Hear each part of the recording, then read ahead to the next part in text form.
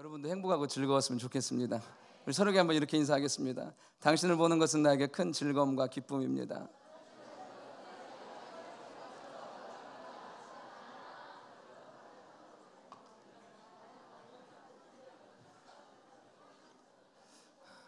그렇습니다. 이렇게 함께 할 수 있다는 것만 해도 얼마나 감사하고 행복한 건지 모르겠습니다. 제가 거의 철야는 거의 처음 같아요. 그죠? 제가 기억하는 한은 거의 처음인 것 같긴 한데 좋아요. 좌우지간 좋아요. 그리고 하나님의 은혜가 기대가 돼요. 오늘은 본문의 말씀으로 대언하여 살게 하라라는 제목으로 하나님의 말씀을 증거하도록 하겠습니다. 오늘 큐티에 보면 그런 말씀이 있습니다. 내 말로 의롭게 함을 받고 내 말로 정죄함을 받으리라. 제가 오늘 이 아침에 큐티를 하고 나서 하루 종일 얼마나 말조심했는지 모릅니다. 신방 가서도 핵심만, 본문, 그다음에 말씀이 주는 정확한 은혜 5분에서 10분. 제가 원래 5분에서 10분 하는 사람이 아니거든요. 한 30분, 40분씩 해야 직성이 풀리거든요. 근데 오늘은 핵심만, 열받는 일이 있어도 얼마나 꾹 참았는지 몰라요. 왜냐하면 오늘 말씀에 내 말로 의롭다 함을 받겠다고 말씀하셨으니까, 그래서 말을 정말 생각하면서 모든 상황 가운데 최대한 말을 아끼면서 했습니다. 결과 안에 충만한 기쁨이 있어요. 그러면서 오늘 이 시간에 뿜어낼 에너지가 축적된 놀라운 것들을 경험하게 됩니다.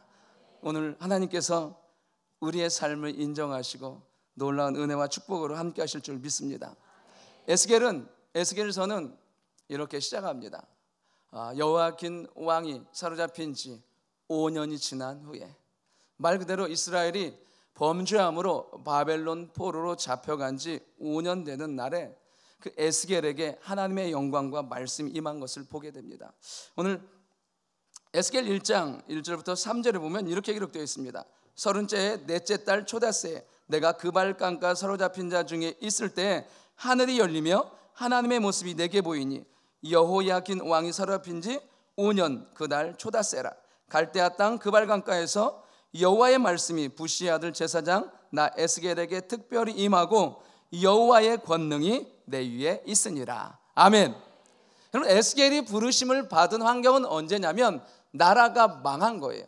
바벨론 포로 1차로 끌려가고 또 2차 바벨론 포로로 끌려갈 때 끌려갔던 사람이 누구냐면 이 에스겔입니다. 말 그대로 자기가 밝히기로 그는 제사장이요 선지자는 하나님의 사람이었는데 이렇게 포로로 끌려가 버린 것입니다. 아무것도 할 수 없는 그런 절망 가운데 그가 그발 강가에 앉아 있을 때, 여러분, 유대인들은 성전이 무너지고 나서 더 이상 예배할 곳이 없어졌습니다. 그래서 그들은 어떻게 하냐면 강가를 찾습니다. 예배 처소로 어디를 택하냐면 강가로 찾습니다. 오늘 에스겔 1장에 보면 에스겔도 어디에 갔느냐면 그발 강가에 갔습니다. 앉아 있을 그때 하늘의 문이 열리고 하나님의 말씀이 특별히 임하며 권능이 그의 삶 가운데 임하게 되는 것을 보게 됩니다. 여러분, 우리가 분명히 기억해야 될 것 하나 있습니다. 어떠한 상황 가운데서도 내 삶 가운데 하나님의 임재가 있으면 놀라운 회복은 시작된다는 것입니다. 우리가 날마다 주님 앞에 나아갈 때 하나님은 하늘 문을 여시고 우리 가운데 임재하시고 말씀하시고 권능으로 우리의 삶 가운데 함께 하실 줄 믿습니다. 그런 에스겔이 이제 1장부터 해서 끊임없이 하나님의 말씀과 회개에 대한 메시지를 듣습니다. 그리고 또 심판과 회복에 대한 메시지를 듣습니다. 그러면서 오늘 에스겔 37장까지 오게 됩니다. 에스겔 37장을 하나님께서 그의 삶 가운데 보여주면서 장차 회복될 이스라엘의 영광과 은혜를 그에게 알려주십니다. 여러분, 이 밤에 어떤 절망이 있든지 그건 중요하진 않습니다. 하나님의 은혜가, 하나님의 말씀이 있으면 그 삶은 반드시 회복될 줄 믿습니다. 오늘 본문을 통해서 첫 번째로 한번 살펴볼 것은 무엇이냐면 하나님의 임재는 회복의 시작이라는 것입니다. 우리 1절 37장 1절 우리 같이 한번 하도록 하겠습니다. 같이 한번 하십니다. 여호와께서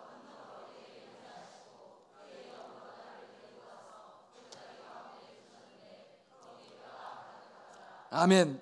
하나님께서 이 에스겔을 권능으로 그의 삶 가운데 임재하시고 영으로 데려가셨는데 뼈가 가득한 골짜기로 그를 데려가는 것을 보게 됩니다. 하나님께서 그에게 현실을 보게 만들어 주십니다. 뼈가 가득한, 이미 죽어버렸고 끝난 상황을 그의 삶 가운데 보여주십니다. 하나님의 계획 가운데 그 에스겔을 인도하시면서 하나님은 실상을 보게 만들어 주십니다. 그러면서 그 뼈의 모습을 다시 한번 2절에 보면, 나를 그 뼈 사방으로 지나게 하시기로 본즉 그 골짜기 지면에 뼈가 심이 많고 아주 말랐더라. 아멘. 하나님께서 많은 뼈들을 보여주시는데 그 뼈들이 어떻게 해요? 심이 말라버린 것입니다. 그런데 11절에 보면 뭐라고 말씀하고 계시냐면, 또 내게 이르시되 인자야 이 뼈들은 이스라엘 온 족속이라. 그러니까 죽어버렸고 말라버린 그들이 누구냐면 이스라엘 족속이라고 말씀하고 계십니다. 그러니까 지금 심판 가운데 있고 절망 가운데 있는 그들의 모습을 하나님께서 보여주십니다. 죽었어요. 그리고 뼈예요. 근데 심이 말라버린 것이죠. 말 그대로 하나님께서 에스겔에게 직면하게 하신 것은 무엇이냐면 절망 100%, 소망 0%의 상황을 그의 삶 가운데 보여주시는 것을 보게 됩니다. 여러분, 진정한 회복과 일어섬의 역사의 시작은 언제부터냐면 우리 자신이 보이기 시작할 때입니다. 내가 얼마나 연약한 사람이고 유약한 사람이고 은혜가 없음을 깨닫게 하시고 그것을 보게 할 때가 바로 은혜와 변화의 시작이라는 것입니다. 하나님은 오늘도 우리 자신의 모습을 보게 하시고 그 자리에서 십자가를 붙들고 일어나게 하시는 하나님이신 줄 믿습니다. 요즘에 우리가 큐티를 합니다. 큐티하면서 요즘에 저희 목사님께서 이제 사역자들도 다 큐티를 올리라고 하셔가지고 큐티를 정말 심도 있게, 의미 있게, 영향력 있게 하려고 하다 보니까 거의 1시간이 걸려요. 그런데 놀라운 일이 생겼어요. 보이지 않던 게 보이기 시작해요. 그 숨어있던 주의 사랑과 주의 말씀과 깨닫게 하시는 것들이 보이기 시작해요.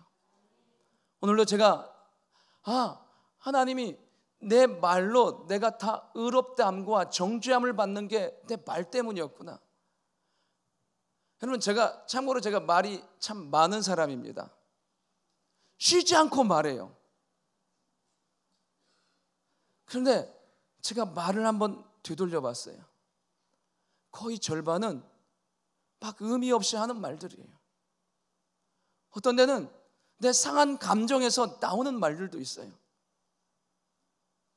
그러면서 오늘 얼마나 아침에 하나님 앞에 회개가 되는지요. 그러면서 하나님, 내 입술에 파수꾼을 세워주셔서 내 안에서 부정하고 정죄하고 범죄하는 말을 하지 않게 해 주옵소서. 정말 그렇게 믿음으로 결단하고 나아가니까 하나님이 입술을 지켜주세요. 여러분, 정말 우리가 말씀을 통해서 우리 자신을 돌아보지 않는 한 여러분, 우리에게 소망은 없습니다. 그러나 우리가 하나님의 말씀으로 우리 자신을 돌이켜보고 그 말씀 가운데 우리 자신을 발견하고 소망 되신 하나님 앞에 나아갈 때 소망과 희망과 능력이 있는 줄 믿습니다. 일어설 수 있는 비결은 바로 절망의 그 자리에 있는 것이 아니라 그 절망 너머에서 우리를 일으켜주시는 하나님께 있다는 것입니다. 오늘도 하나님께서 우리를 모든 상황 가운데서 일으켜주실 줄 믿습니다. 여러분, 절망 100%에도 그건 중요하지 않습니다. 사람들은 이렇게 생각합니다. 여러분, 많은 사람들이 여러분에게 잘 됐어, 반드시 성공할 거야, 될 거야, 여러분 그렇게 말해도 하나님께서 너는 끝났어, 여러분 그렇게 말하면 여러분 그 인생은 끝난 거예요.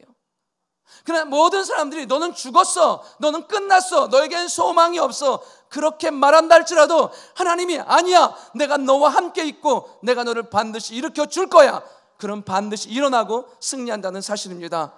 어떤 절망이든지 관계없습니다. 그 자리에서 하나님 붙들고 일어서는 우리가 될 수 있기를 원합니다. 하나님이 이 에스겔에게 이 마른 뼈를 보여주십니다. 그러면서 3절에 이렇게 말씀하십니다. 우리 3절을 같이 한번 하도록 하겠습니다. 같이 한번 하십니다. 그가 내게 이르시되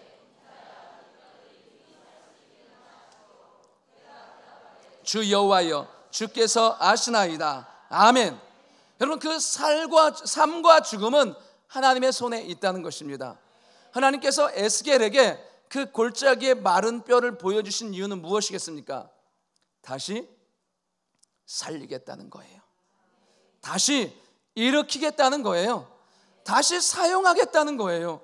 여러분, 하나님은 우리를 향한 놀라운 선하고 아름다운 계획을 가지고 계신 줄 믿습니다.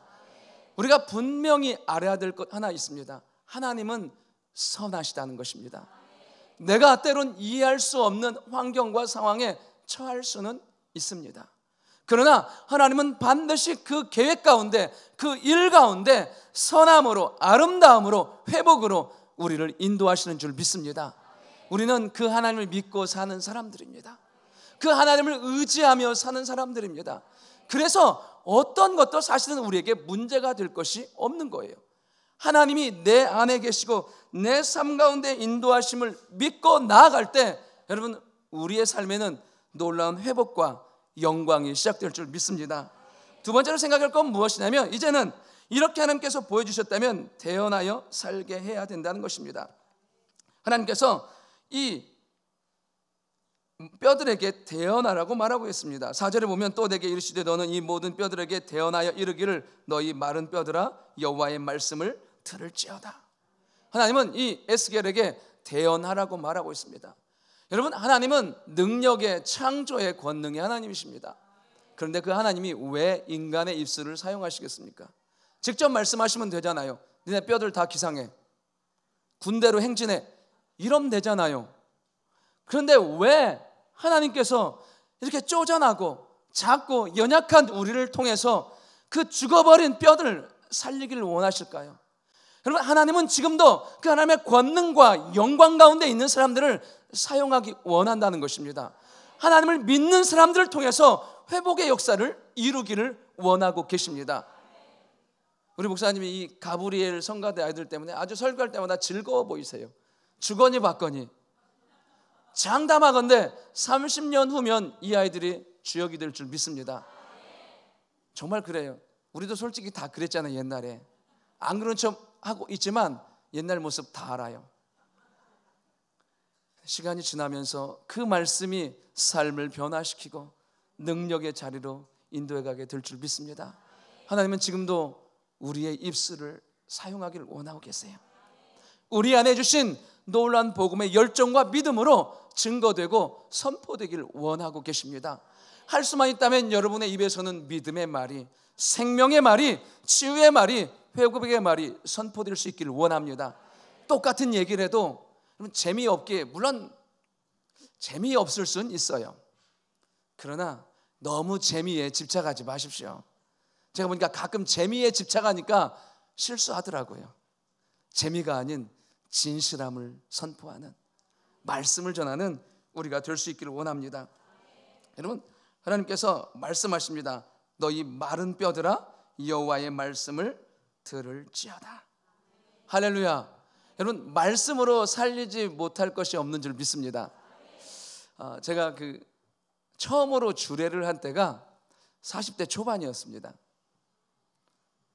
새신랑 같이 생겼는데 주례를 하다니.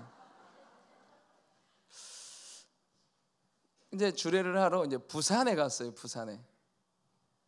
이제 서울에서 출발해갖고 부산까지 이제 버스를 대절해갖고 갔는데 12시 결혼식인데 차가 늦겠는 거예요. 근데 혼주도 여기 다 탔고, 신랑, 아버지, 어머니도 탔고, 이제 교회 손님들도 같이 있는데 부산까지 가야 되는데 12시에 예식인데 11시 50분에 도착한 거예요.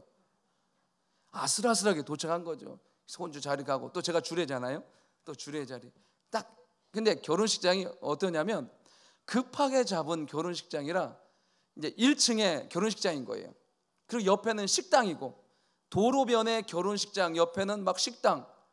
그러니까 여기서 어떻게 결혼을 할 수 있을까 싶은데 뭐 결혼식장이라니까 해야지 어떡하겠어요. 딱 이제 주례서로 딱 올라갔습니다. 근데 일단 단이 좀 높아요. 그래서 아가씨 불렀습니다. 아가씨, 이게 좀 깔판 하나만 달라고, 좀 작은 것 같다고. 그 아가씨가 깔려 있어요. 보니까 깔려 있더라고요. 뭐 어떡하겠어요. 깔려 있다는데. 근데 신랑 신부가 딱 왔는데 놀라운 건 이 둘이 키가 너무 큰 거예요. 둘이 딱 섰는데 앞이 하나도 안 보여요. 이 신랑 집은 나를 보고 삥. 왜냐하면 내가 이게 뭘 하객이 뭐야지 이 둘의 얼굴만 보고 하려니까 그것도 참 민망하더군요. 근데 제가 부산이라고 얘기했잖아요. 근데 중요한 건 이 신부 측이 안 믿는 사람들인 거예요. 그러니까 예식장에 온 사람의 4분의 3은 안 믿는 사람인 거예요. 할렐루야. 이제 찬송하고 시작했는데 여러분 그 부산 사투리 아시죠? 엄청 세가지고 막 떠드는 거예요. 제가 생각해보니까 이 주례하는데 말이 안 들리는 거예요. 열이 바뀌어요 안 바뀌어요? 봤잖아요. 제가 원래 목소리 크잖아요. 그 이후로 제가 할 수 있는 최고의 출력으로 주례를 하기 시작했습니다. 하나님이 이 가정을 막 좌우지간 할 수 있는 최고. 제가 지금까지 다녀본 결혼식장 중에서 그렇게 조용한 결혼식장 처음 봤어요.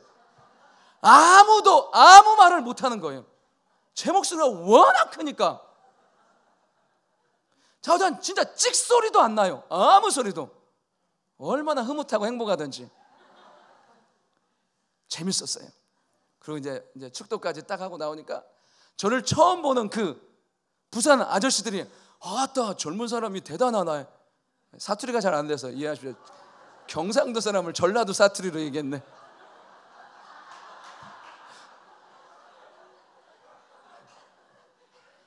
그러니까 이 전라도 말로 야따 겁나게 대단하네 막 이런 얘기들을 막 사람들마다 야 젊은 사람이 대단하다고. 그리고 같이 갔던 권사님들이 저한테 이렇게 했어요. 목사님 정말 속이 시원하다고. 우리 딸 주례도 해달라고. 근데 아직까지 연락이 안 오고 있습니다. 그때 알았어요. 잠재울 수 있는 건 더 큰 소리구나. 여러분 이 시대를 살아가면서 자꾸만요 우리는 상황을 보면서 작아지고 위축됩니다. 그런데 하나님은 뭐라고 말씀하시냐면 마른 뼈들아 여호와의 말씀을 들을지어다. 말랐다니까요.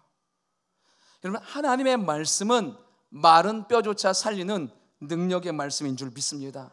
하나님의 말씀이 증거되면 빼빼 말라가지고 더 이상 아무런 소망이 없을 것 같은 그 10년 가운데도 불이 일어나고 회복의 역사들이 일어나기 시작합니다. 우리가 왜 말씀 가운데 집중해야 되냐면 여러분 말씀을 들으면 가슴에 불이 붙어요.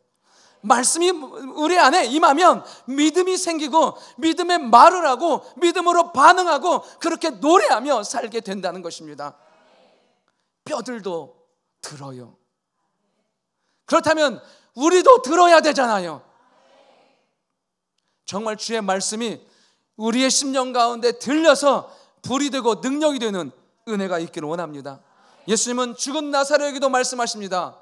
나사로야 나오라. 나사로가 죽은 지 나흘이나 돼서 온몸을 붕대에 감고 그가 주의 말씀에 순종해서 나옵니다. 여러분 우리의 말라버린 심령, 우리의 죽어버린 심령이 주의 말씀으로 회복되고 일으켜질 줄 믿습니다. 하나님의 말씀은 오늘도 역사하는 줄 믿습니다. 제가 어렸을 때 이리역 폭발 사고가 있었어요. 기억하시는지 모르겠어요. 좌우지간 이리역이 다 날아갔어요. 기차 바퀴가 700m가 날아갔어요. 학교 모든 유리창은 다 깨졌습니다. 제가 초등학교 때예요. 얼마나 관심이 있었겠어요. 도대체 이거 왜 이럴까? 근데 뭐 거기에는 그냥 추론컨대 이런 기사가 나왔습니다. 신문에 기관사가 자다가 촛불을 켜놔가지고 그 촛불이 다이너마이트 그 가득 실은 차에 불이 땡겨져서 터졌다. 이렇게 기사가 말이 된다고 생각하십니까? 다 날아갔는데 뭘 어떻게 알아요? 그런데 그 모든 걸 떠나서 그것이 사실이라면 여러분 인생 가운데 하나님께서 우리의 삶 가운데 그 말씀의 불을 땡겨주시면 어떻습니까? 모든 것들이 다 우리 안에 있는 불신앙과 죄악과 한계는 날아가고 깨지게 될 줄 믿습니다. 말씀에 불을 붙이십시오. 동일한 말씀인데 어떤 사람에게는 살게 하는 말씀이고 어떤 사람에게는 응답받는 말씀이고 어떤 사람에게는 다시 시작하게 하는 그런 능력의 말씀이 된다는 것이에요. 여러분 답이 없어요? 그럼 말씀 읽어보십시오. 길이 안 보여요? 기도하십시오. 하나님은 말씀 가운데 알게 하시고 기도 가운데 길을 보여주시는 은혜의 하나님인 줄 믿습니다. 그래서 오늘도 하나님은 이 자리로 우리를 인도하신 거예요. 여러분, 인간적으로 봤을 때는 쉬는 게 맞아요. 그러나 영적으로 봤을 때는 그 주의 말씀이 들릴 때 우리의 영혼은 주와 함께 일어나고 회복될 줄 믿습니다. 오늘 하나님은 에스겔에게 말씀하세요. 마른 뼈들아, 여호와의 말씀을 들을지어다. 우리의 말라버린 심령도 주의 말씀을 들음으로 일어나고 회복될 줄 믿습니다. 하나님께서 이 마른 뼈들에게 태어나라고 말씀하십니다. 이 뼈들에게 말하라고요. 그럴 때 어떤 역사가 일어나냐면 7절에 이런 역사가 일어납니다. 우리 같이 한번 하도록 하겠습니다. 같이 한번 하십니다.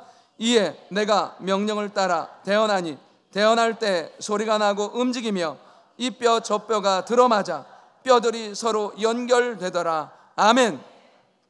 여러분, 이 에스겔이 하나님의 말씀을 듣고 그 뼈들을 향해서 태어나기 시작합니다. 한번 생각해 보십시오. 하나님께서 그의 삶 가운데 보여주신 그것들, 정말 황량한 그 들판, 뼈들밖에 없는 그곳을 향해서 하나님의 말씀을 태어납니다. 뼈들아, 여호와의 말씀을 듣고 회복될지어다. 어떤 일이 있냐면, 여러분 보십시오. 여러분, 아무리 그렇다고 해도 뼈가 정말 많아요. 뼈가 많으면 뼈가 다 흩어져 있을까요? 원래 주인끼리 모아져 있을까요? 말이 이상하네. 흩어져 있어요. 흩어져. 온 군데 뼈들이, 여긴 머리, 여긴 다리. 근데 놀랍게도 주의 말씀이 선포되는 순간 머리가 머리의 자리로, 팔이 팔의 자리로, 가슴이 가슴의 자리로, 다리가 다리의 자리에 회복되는 것을 보게 됩니다. 여러분, 하나님의 말씀이 우리 가운데 선포되기 시작하면 영적인 질서가 잡히고 삶의 질서가 잡히기 시작합니다. 여러분, 우리의 삶의 주관자 되신 하나님의 통치와 영광을 경험하게 됩니다. 그리고 우리 안에 있는 영적인 권위와 능력들이 우리의 삶 가운데 회복되기 시작해요. 정말 그래서 말씀을 듣고 말씀 가운데 반응한 자의 삶이 질서 있고 의미 있는 자의 삶으로 바뀌어가게 된다는 것입니다. 진정으로 우리가 주의 말씀 가운데 거할 때 여러분의 가정의 질서가, 여러분의 삶의 질서가 회복되는 놀라운 축복과 은혜가 임하게 될 줄 믿습니다. 제가 군대 가서 여러 가지를 배웠습니다. 오래 걷는 법, 건빵 잘 먹는 법, 많이 배웠어요. 근데 군대 가서 배운 거 정말 지금도 의미 있게 하는 거 뭐냐면 물건을 가지런히 정리하는 겁니다. 군대 가면 이렇게 왜 양말을 다 마는지, 속옷도 다 말아요. 모든 걸 말아요. 말 수 있는 건 다 말아요. 그리고 다 우겨 넣어요. 근데 놀라운 건 뭐냐면 말아서 넣으면 그 배낭에, 그 군장에 다 들어가요. 그리고 정말 규모 있는, 질서 있는 뭔가를 다시 다른 작전이나 임무를 수행하는데 지장 없는 그런 삶이 되는 것을 보게 됩니다. 여러분, 하나님의 말씀으로 여러분 하나씩 한번 정리해 보십시오. 나의 역할은 과연 무엇이고, 우리의 가정에서 내가 자녀들에게 해야 될 것들은 무엇이고, 내가 교회 안에서 나의 역할과 사명은 무엇일까? 여러분, 하나님의 말씀 가운데 질서가 잡히기 시작하면 그때부터 회복의 역사들이 나타나기 시작합니다. 하나님께서 그 뼈들을 회복시키셨듯이 우리의 삶에도 놀라운 질서의 역사들이, 질서 회복의 능력들이 나타나게 될 줄 믿습니다. 그러면서 또 보니까 8절에 이런 역사가 있습니다. 내가 또 보니 그 뼈에 힘줄이 생기고 살이 오르며 그 위에 가죽이 덮이나 그 속에 생기는 없더라. 아멘. 무엇이요? 그들의 안에 조직과 기관들이 회복되기 시작합니다. 힘줄이, 피부가, 가죽이 덮여요. 여러분, 뼈가 났습니까? 여러분 봐봐요. 뼈가 그냥 완전 살 한 점 없는, 이상하다 진짜. 살 한 점 없는 뼈가 이렇게 났습니까? 뼈보다는 이렇게 살과 이게 다 있는 게 낫습니까? 맞아요. 다 있는 게 나아요. 여러분, 하나님께서 일하시기 시작하세요. 내 삶이 하나님을 향한 우선순위가 정해지기 시작하면 그 나머지 부분들을 하나님께서 내 삶 가운데 채우시고 회복시켜 주시기 시작하십니다. 하나님의 소망의 역사들이 일어나기 시작해요. 열왕기상 18장에 보면 엘리야가 이 갈멜산에서 바알과 아세라의 850대 1의 싸움을 승리 이후에 이제 비가 오기 위해서 그가 갈멜산 꼭대기에서 7번 기도합니다. 그러면서 하인을 보냅니다. 야, 가서 바다를 보고 와. 아무것도 없어요. 가서 7번까지 보냅니다. 그때요 종이 와서 이렇게 말합니다. 저 먼 바다에서 손바닥만한 구름이 일어납니다. 여러분, 우리의 인생에서 우리의 삶이 하나님을 향해서 방향을 맞춰가기 시작하면 정말 멀리에서 뜨는 구름과 같은 구름이 떠오르기 시작합니다. 결국 그 구름은 그 나라의 3년 6개월의 기근을 끝내는 은혜의 구름이었습니다. 하나님 앞에 소망을 가지고 나아갈 때 하나님은 이런 소망과 회복의 역사를 시작하시는 줄 믿습니다. 그래서 하나님의 은혜가 필요한 거예요. 그래서 하나님의 능력이 필요한 것이죠.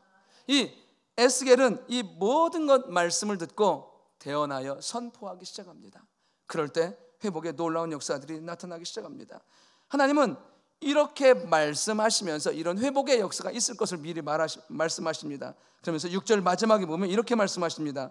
내가 여호와인 줄 너희가 알리라 하셨다 하라. 아멘. 이 모든 것을 통해서 무엇을 하냐면 이 모든 것을 행하시는 분이 하나님이심을 알려주시는 것입니다. 여러분, 우리의 삶의 회복과 우리 삶의 희망은 하나님이신 줄 믿습니다. 여러분, 그 하나님 붙들고 승리하는 우리가 될 수 있기를 바랍니다. 그리고 마지막 세 번째로 한번 살펴볼 것은 무엇이냐면 이렇게 회복된 그들에게 성령의 역사로 말미암아 변화의 역사들이 나타나기 시작한다는 것입니다. 보니까 그들 안에 생기는 없습니다. 그때 하나님께서 또 말씀하십니다. 9절 우리 같이 한번 하시겠습니다. 같이 한번 하십니다. 또 내게 이르시되 인자야 너는 생기를 향하여 대언하라. 생기에게 대언하여 이르기를 주 여호와께서 이같이 말씀하시기를 생기야 사방에서부터 와서 그의 죽음을 당한 자에게 불어서 살아나게 하라 하셨다 하라. 아멘. 그러면 하나님께서 말씀하십니다. 무엇이요? 아직 살아있지 않은 존재들을 향해서 에스겔에게 말씀하십니다. 생기에게 대언해서 사방에서 불어와서 그들을 살아나게 하라고 말씀하고 계십니다. 이 생기는 말 그대로 성령이십니다. 성령의 역사를 말하고 있습니다. 성령의 역사가 일어날 때 죽었던 자들이 살아나고 일어나며 회복되는 은혜가 임하게 된다는 사실입니다. 그럼 오늘도 우리가 기도합니다. 우리가 주님 앞에 나아갑니다. 기도의 제목들 있어요. 네, 우리의 심령 가운데 무엇이요? 하나님의 성령의 역사가 임하기 시작하면, 하나님의 성령의 놀라운 능력이 나타나기 시작하면 우리는 일어서고 응답받게 될 줄 믿습니다. 그런데 이렇게 말하고 있습니다. 생기가 사방에서. 그러니까 이 생기가 어디에서 오는지는 알 수 없어요. 근데 사방에서부터 불어온 그 생기가 그 에스겔 골짜기에 편만하게 누워버린 그 죽은 자들을 일으켜주기 시작한다는 것입니다. 하나씩 하나씩 일어나면서 거대한 군대와 같이 일어서는 것을 보게 됩니다. 여러분, 우리가 기도하며 믿음으로 나아갈 때 하나님의 생기가 우리의 심령 가운데 임하게 될 줄 믿습니다. 하나님의 생기가 우리의 가정에 임하게 될 줄 믿습니다. 하나님의 생기가 우리의 자녀와 교회와 이 민족 가운데도 불어들게 될 줄 믿습니다. 여러분, 소망이 없는 거는 죽어서 소망이 없는 게 아니에요. 그 안에 성령의 역사가 없기 때문에 소망이 없는 거예요. 그 안에 희망이 없는 거는 그 안에 그 어떠한 것보다 성령의 역사가 끝쳐서 그렇기 때문에 그렇습니다. 오늘도 우리가 간절히 기도해야 될 것은 무엇이냐면 하나님의 그 성령의 역사를 우리에게도 허락하여 주옵소서. 살아있는 자 되게 하여 주옵소서. 일어선 자 되게 하여 주옵소서. 하나님의 말씀에 반응하는 자 되게 하여 주옵소서. 여러분, 그러할 때 하나님의 거룩한 군대로 일어서게 될 줄 믿습니다. 오순절 마가의 다락방에도 마찬가지입니다. 주의 약속의 말씀을 붙든 120명이 모여서 기도하기 시작합니다. 그들이 기도할 때 호련히 하늘로부터 급하고 강한 바람 같은 것들이 불어와서 그들 가운데 충만합니다. 불의 혀 같은 것이 갈라지는 것들이 각 사람 위에 임하였는 것들이 그들 안에 보여지기 시작합니다. 주의 말씀에 순종해 있어요. 그러나 아직까지 너무나 두렵고 떨림으로 있습니다.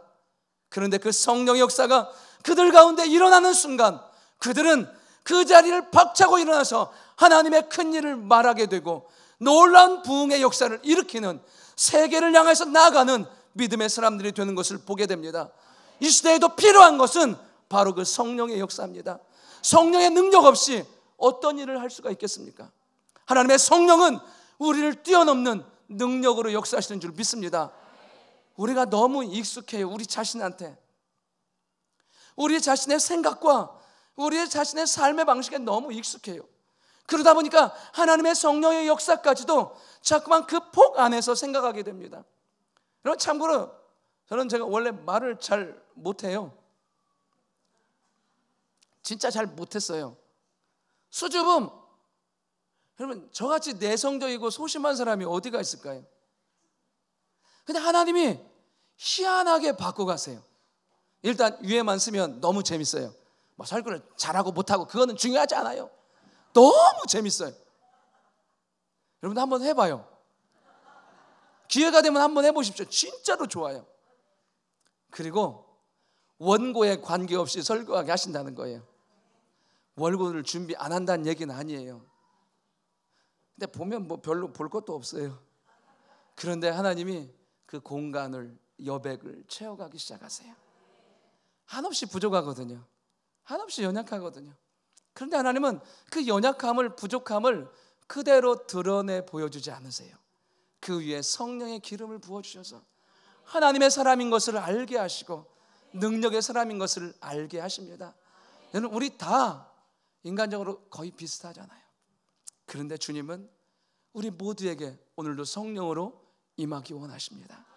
채우셔서 죽어버린 소망 없는 존재가 아니라 하나님의 부르심을 향해 달려가는 그런 존재로 만들어주시는 하나님인 줄 믿습니다. 생기를 향해서 말해요. 사방에서 불어와서 그들로 살게 하라. 오늘도 우리에게 이 밤에 기도할 때 사방으로부터 성령의 역사가 우리 가운데 임하게 될 줄 믿습니다. 살아있는 하나님의 군대로 나타나게 될 줄 믿습니다. 하나님의 소망이 되게 될 줄 믿습니다.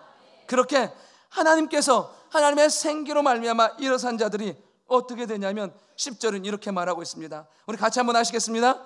이에 내가 그 명령대로 대언하였더니 생기가 그들에게 데려감 그들이 곧 살아나서 일어나 서는데 극히 큰 군대더라. 아멘. 여러분, 뼈다구일 때, 뼈일 때는 걔가 뭔지 알아요, 몰라요?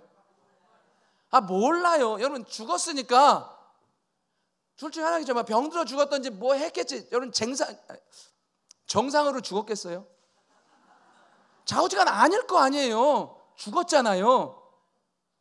제가 이 무릎이 조금 안 좋아가지고 요즘에 참 운동을 하고 싶은데 운동을 잘 못하는데, 무릎만 아니면 진짜 날아다닐 것 같아요.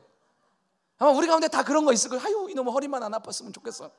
일어날 때 그잖아요. 3단계로 일어나시잖아요. 1, 2, 3. 빨리 일어나면 안 돼요. 병원 가야 돼. 죽었다는 건 정상이 아니란 얘기예요. 뭐 병이 들었거나 아니면 전쟁에 죽었으니까 칼 맞아. 이상하다. 좌우지간 그렇게 죽었으니까 제대로 된 사람이 있겠느냐는 거예요. 아니라는 거예요.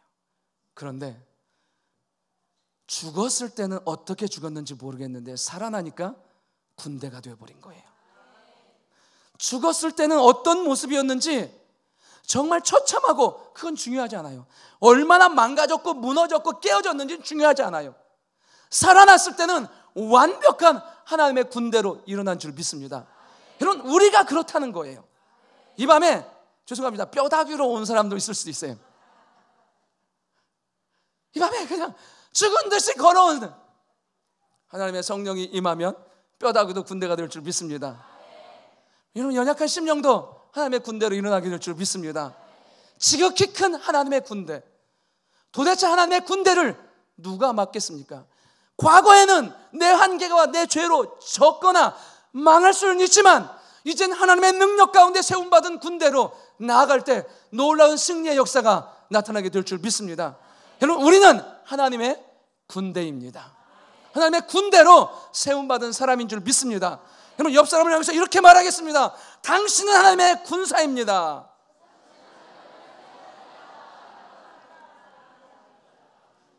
이렇게 한번 할까요? 당신이 뼈다귀여도 군사입니다.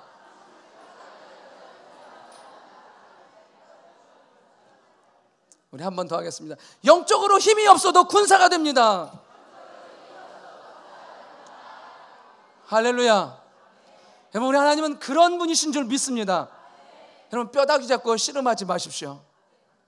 무기력한 다리 붙들고 씨름하지 마십시오. 하나님의 거룩한 군대로 일어서는 우리가 되게 될 줄 믿습니다. 하나님은 우리를 그렇게 사랑하세요. 그러면서 그런 능력의 존재로 살기를 원하고 계십니다. 여러분, 이 에스겔은 지금 바벨론 포로로 잡혀가 있어요. 이제 포로 시작한 지 5년, 10년 이 정도밖에 안 됐어요. 앞으로도 60년이 창창하게 남아있어요. 그 모든 시간을 견뎌내야 되는데 그가 그 백성들을 향해서 하나님의 복음을 선포하는 거예요. 너희들 지금은 이 모습이지만 하나님의 군대로 나아가게 돼.